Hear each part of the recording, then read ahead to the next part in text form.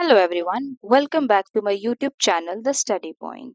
In this video, we are going to discuss mock test number 2 for HTET 2026 TGT Science exam. So let's start the video and move to question number 1. We have first question as false about skeletal muscles is इनमें से कौन सी statement skeletal muscles के बारे में गलत है? First statement is smallest functional unit is sarcomere. So this statement is absolutely correct because sarcomere ये होती है जो basic contractile unit होती है muscle fiber की.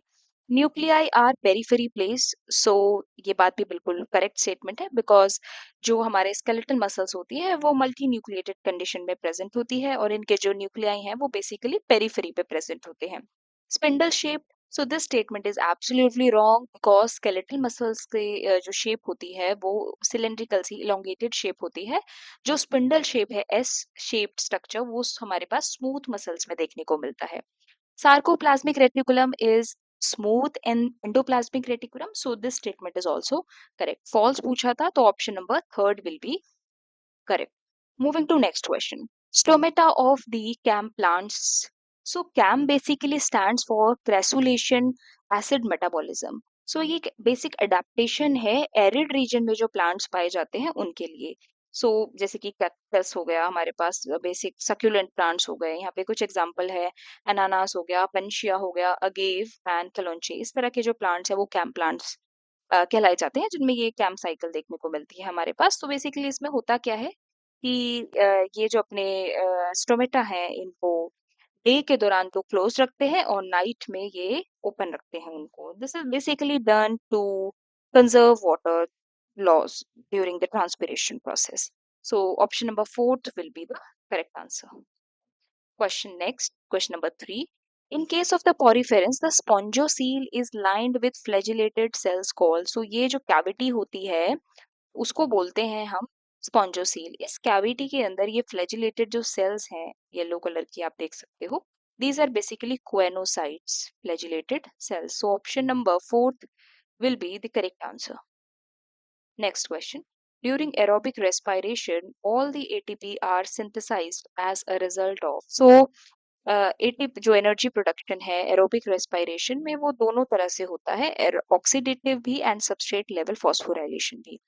सो सबस्ट्रेट लेवल फॉस्फोराइलेशन तो बेसिकली क्या होता है कि जब सबस्ट्रेट लेवल पर ही एनर्जी का प्रोडक्शन करा दिया जाता है उसको बोलते हैं substrate level phosphorylation.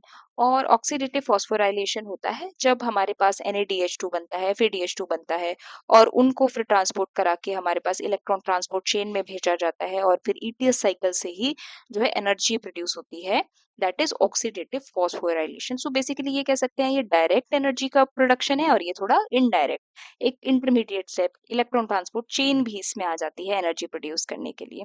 So both methods are used for ATP production in aerobic respiration. So option number 2 will be correct. अब नेक्स्ट क्वेश्चन देखते हैं. Which of the following cells never undergoes S phase of the cell cycle. So human nerve cells जो होती हैं वो कभी भी S phase अपनी अंडरगो नहीं कर पाती बिकॉज जो हमारे पास नर्व सेल्स होती हैं वो बहुत परमानेंट सेल्स होती हैं जो कि जी नॉट फेज में जाके अरेस्ट हो जाती हैं क्विसेंट स्टेज में जाके और कभी भी एस फेज तक वापस एंटर नहीं कर पाती. DNA सिंथेसिस दोबारा नहीं हो पाता, रेप्लिकेशन नहीं हो पाता. So option number first will be the correct answer. Next question देखते हैं. Which of the following statements regarding the genetic codes is true. So AUG codes for phenylalanine ये स्टेटमेंट गलत है बिकॉज AUG जो होता है वो हमारे पास दो काम करता है. पहला कि वो मिथ्योनीन को कोड करता है एंड सेकंड वो एक इनिशिएटर स्टार्ट कोडोन की तरह भी बिहेव करता है ट्रांसलेशन प्रोसेस में. So this statement is wrong. It doesn't code for phenylalanine, it codes for methionine. UAA, UGA and AUG जो है टर्मिनेशन कोडोन होते हैं. सो यहाँ पे UAA तो सही गिवन है हमारे पास. UGA भी करेक्ट गिवन है बट यहाँ पे AUG जो है गलत है बिकॉज अभी हमने देखा AUG एक स्टार्ट कोडोन होता है ना कि टर्मिनेशन कोडोन. सो यहाँ पे हमारे पास UAG लिखा होना चाहिए था टर्मिनेशन कोडोन के लिए. So this is wrong.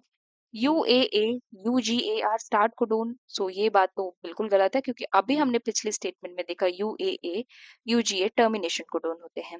Next is AUG start codon. बिल्कुल. And UAA is termination codon. This is also correct. So option number fourth will be the correct answer. Next, the shape of ClO4 minus. So ClO4 minus को perchlorate ion बोला जाता है और इसकी कुछ इस तरह से sp3 हाइब्रिडाइजेशन एंड टेट्राहेड्रल जो है ज्योमेट्री शेप देखने को मिलती है. यहाँ पे जो एंगल बनता है वो होता है 109.5 डिग्री का, 109.5 डिग्री का, right. So angle is 109.5. So option number D will be the correct. Next question. Metameric segmentation is the characteristics of. So metamerism होता क्या है? It is basically linear series of body segments जो कि earthworm, tapeworm, leeches और insects में पाई जाती है. So it is characteristics of Annelida and Arthropoda. So option number first will be the correct answer. Moving to next question, we have the innermost layer of the root cortex is. So ये structure आप देख सकते हैं, this is the cortex zone और innermost layer जो होती है root cortex की वो क्या होती है? एंडोडर्मिस होती है. सो option number second will be the correct answer. Next question, which of the following is an ex situ conservation method for the conservation of endangered species?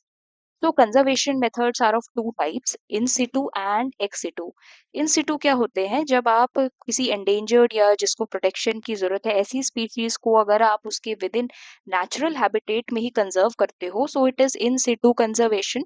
And ex situ is protecting an endangered species outside its natural habitat, बाहर ले जाकर. So that is ex situ. So ex situ के basically examples होते हैं हमारे पास cryo preservation जिसमें freezing करा दी जाती है बायोलॉजिकल मटेरियल्स की, जैसे कि सीड्स का क्रायो प्रिजर्वेशन, पॉलेंस का, एम्ब्रियोस का cryo preservation.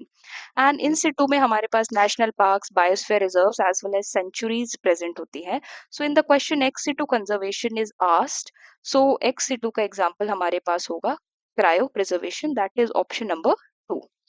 Moving to next question, we have which one of the following sets of structures represent all vestigial structures in the human body?